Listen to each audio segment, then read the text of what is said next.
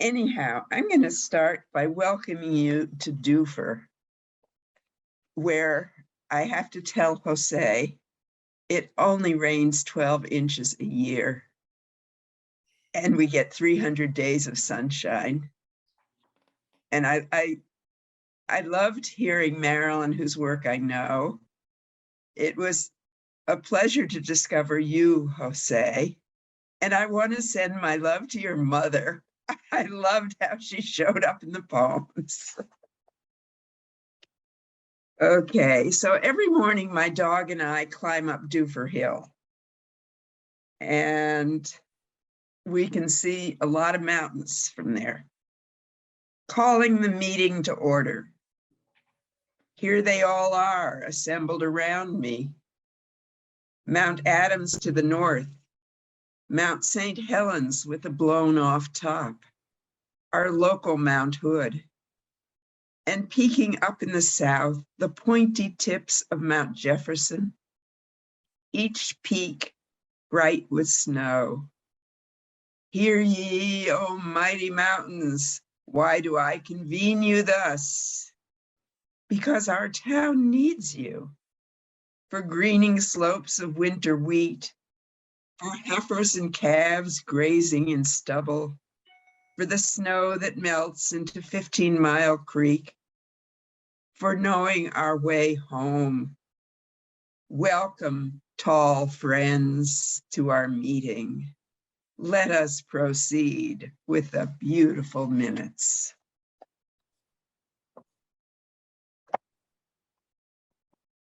And we were very lucky here in Doofer this year. We did not have close by fires, but a couple of years ago, we had fires on 3 sides. I felt pretty safe because my house is between the school and a church and near the ranger station. And we had 200 firefighters camped across the street at the school. So this is not really a poem, or else it's a found poem. The title is almost longer than the poem. Walking my dog late at night while several hundred firefighters are asleep at the school across the street, I meet a young man standing alone by the dumpster. Hi there, I say to him in the yellow circle of street light.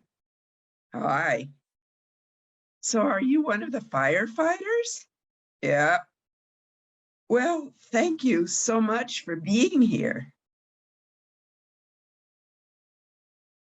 Glad to help out.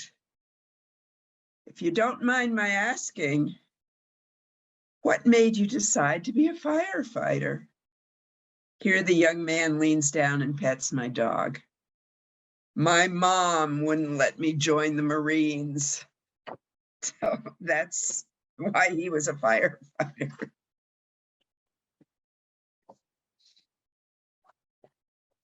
I write a lot about my dog because I think my husband is my beloved, but my dog is my significant other. The basic arithmetic of it. You need a lot of dogs to get you through your lifetime, and you need them sequentially.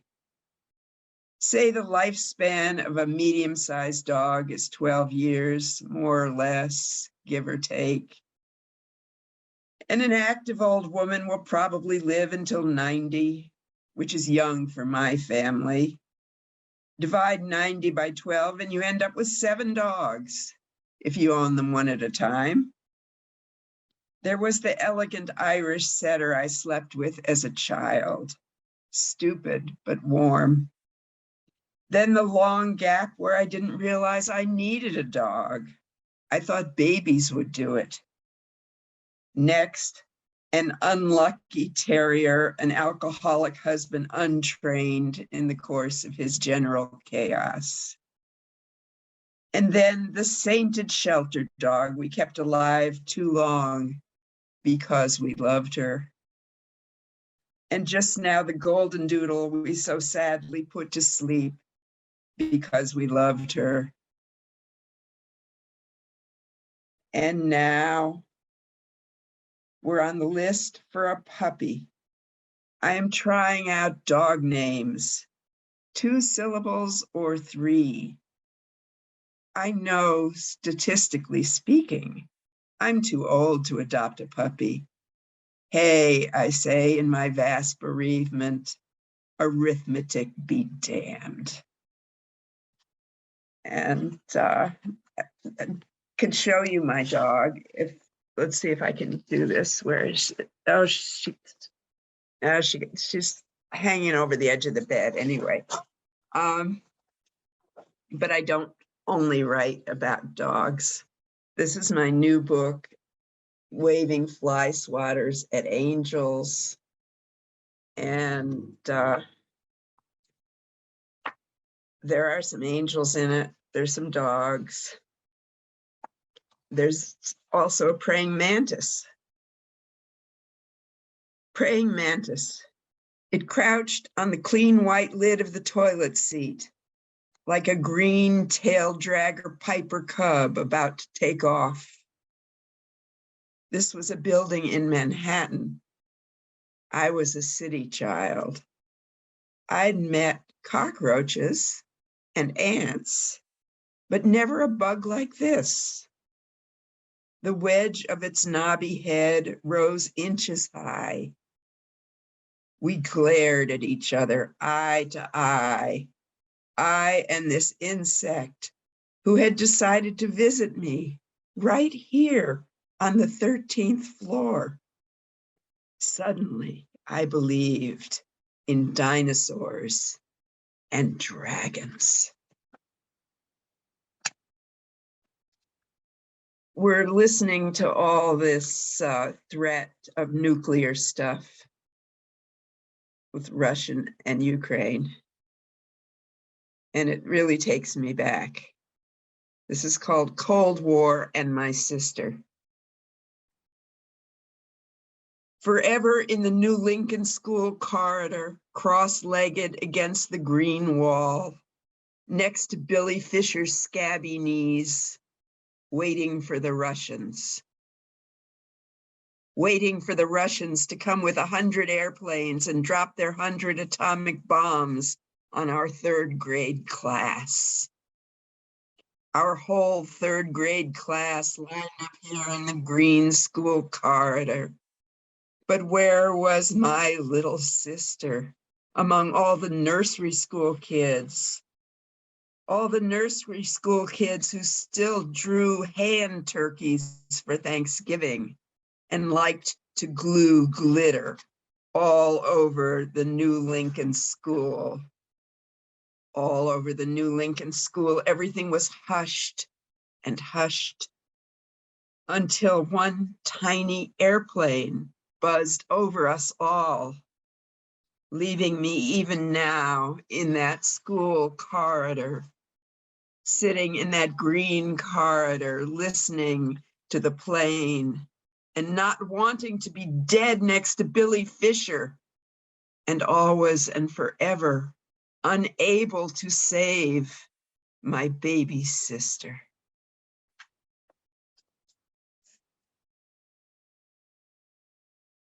Summer job. The summer I worked at Macy's Herald Square, I was 16, selling fancy cosmetics I didn't need for my young skin. I advised ladies I thought were old on how to render their drying skin as soft and smooth as my own. But I wasn't thinking about skin or beauty. I was fearing that pack of Rottweilers caged on the roof, the dogs let loose to stalk the corridors after closing, trained to chase down any rogue employees who hid in toilet stalls or behind counters to rob the store at night. In our 3-day training, we had been repeatedly warned about the dogs. And young as I was, I believed. Now I know the dogs I should have feared were time and loss. The same wild dogs snapping at those desperate ladies who stood at the cosmetic counter at Macy's, begging teenage me to make them young. And then I have a note after that poem. According to Google, there were actually, and still are, guard dogs on the roof of Macy's. The Macy's dogs are now Dobermans, not Rottweilers. But that was a long time back, so maybe they did have Rottweilers then.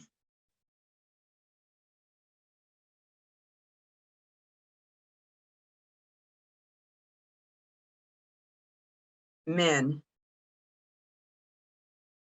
And I never know whether to read this. One day I woke up and understood everything. Why men are so crabby and need to start wars. It's because their penises, those foolish sticks, hang out uncovered, hairless, open to sight, to injury, to pain. How terrible it must be for men, flopping there naked, each rise and welt, visible. I instantly understood why a man might shove the barrel of his gun into a woman's hidden sex. At birth, a man is exiled from his mother's body. For the rest of his life, he fights his way back in. Lesson. It was all St. Augustine's fault. His distrust of bodies, hatred of desire. And we needed the angels' permission to fuck. We'd felt guilty for centuries before they arrived. They found us at church with our wicked hands folded. Bless you, they told the surprised congregation. You are sinless and fine. They opened their great swan wings and flew over the rows of pews until we congregants, lightened, rose with them into the full life of the flesh, where we embraced and floated and embraced, rubbing our sweaty bodies together in the pure and quotidian air.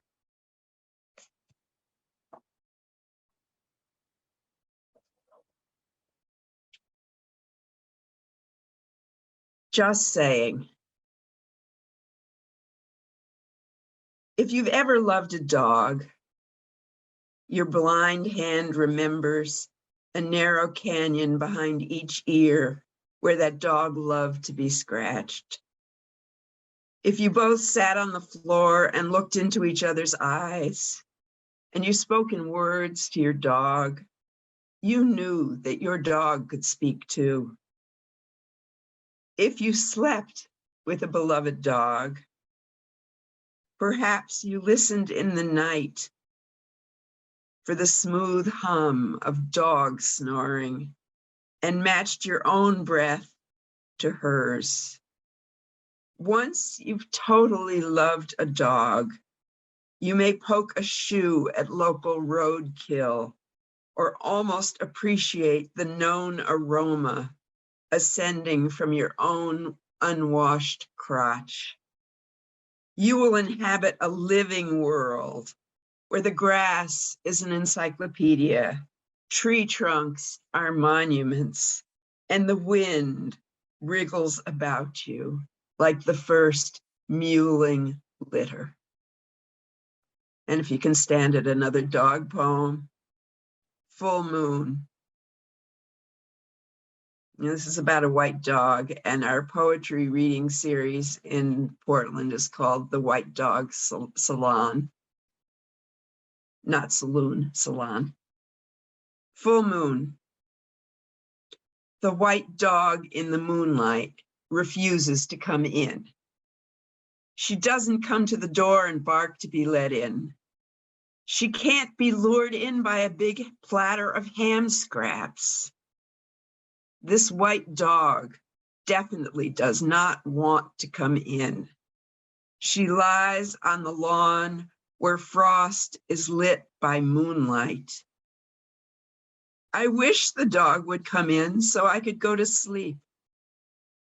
But I also wish I were a white dog lying on the lawn in moonlight.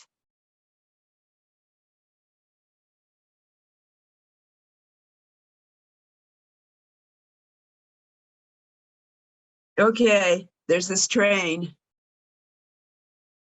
Tickets are distributed by lottery. You can't know how much you'll pay later. No choice as to when you board the train or where. No choice which carriage. Years ago, there were lace antimacassars on the backs of first-class seats. But you'll probably be in second class, if not baggage. Food in the dining car is variable and service unreliable. No idea whom you'll be seated next to, and that keeps changing during the journey. You seldom have enough personal space, and when you do, you're lonely. You keep retelling your life story to prove you deserve to be on this train. Some of your best fellow passengers get off before you. They leave bookmarks and used Kleenex, but never an address. Try to observe the scenery. It passes so quickly, and the tunnels are dark. When you flush the toilet, you see the tracks. Only your shit will show where you've been. Meanwhile, you don't know where you are headed, nor how long the trip. Eventually, you will reach your terminal. If you want to get off before you get there, you'll just have to jump. During the trip, you will have accumulated too much luggage. And after you get off, no one will want it. Some of your traveling companions may remember you kindly, but none of them really knew you.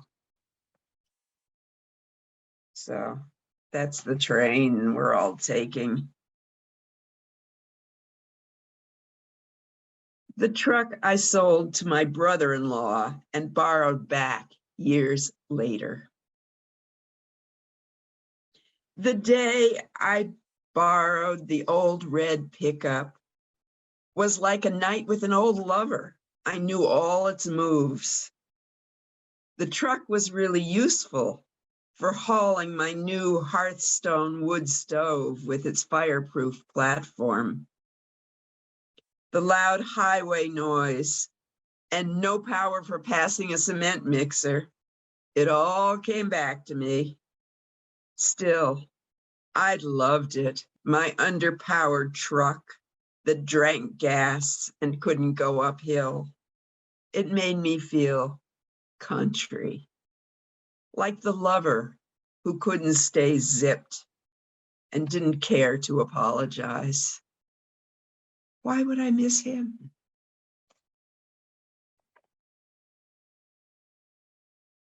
Okay, we've got plenty to worry about. This is called The Seas Are Drinking the Land. They are climbing up the dunes, lapping the highway, flowing over the yellow line, swimming into their mothers, the rivers. The creosoted cross ties of the railroad will be soaked in salt. Some 200 miles inland, on the far side of the great mountain, our creek has never been lower. Fish thrash between washed pebbles. Maybe it's better I won't be here to tell my great, great grandchildren, how snow on the slopes of the mountain used to glow pink at sunrise.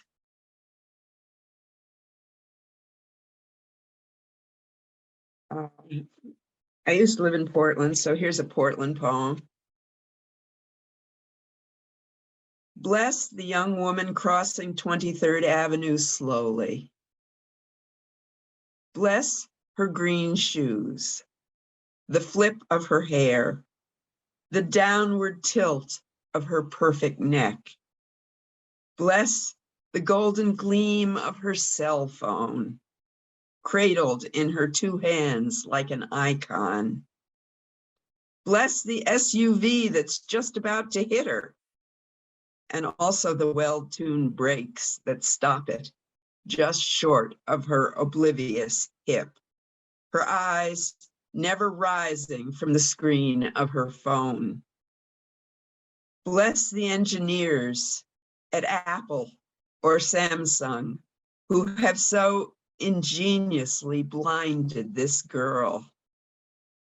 She will neither notice the cherry petals skidding across this sunlit city sidewalk, nor feel the April breeze that blows them. Only we who are old observe her losses. But who will bless us for our silence?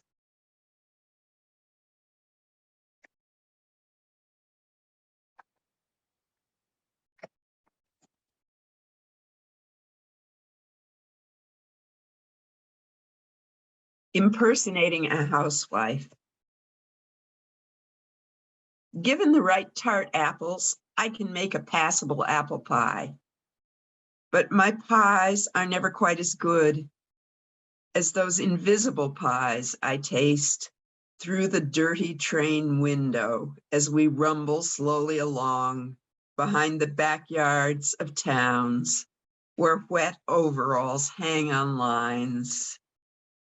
Now the train crosses a river, and here comes another small town where a lattice crust pie will sit cooling on a kitchen sill in its cerulean blue pie plate. But I can't seem to get off this train. I am wearing the wrong costume for my role in the wrong play. And I'm going to end with a little tiny poem, which is the last poem in this book. The use of recycled paper for this document has saved 3 trees. The first tree is the tree I daydreamed under as a girl. The second is where my childhood dog is buried. And the third, maybe an oak or black locust, that third tree has not yet started to grow. A squirrel or the wind is about to plant it. Thank you very much.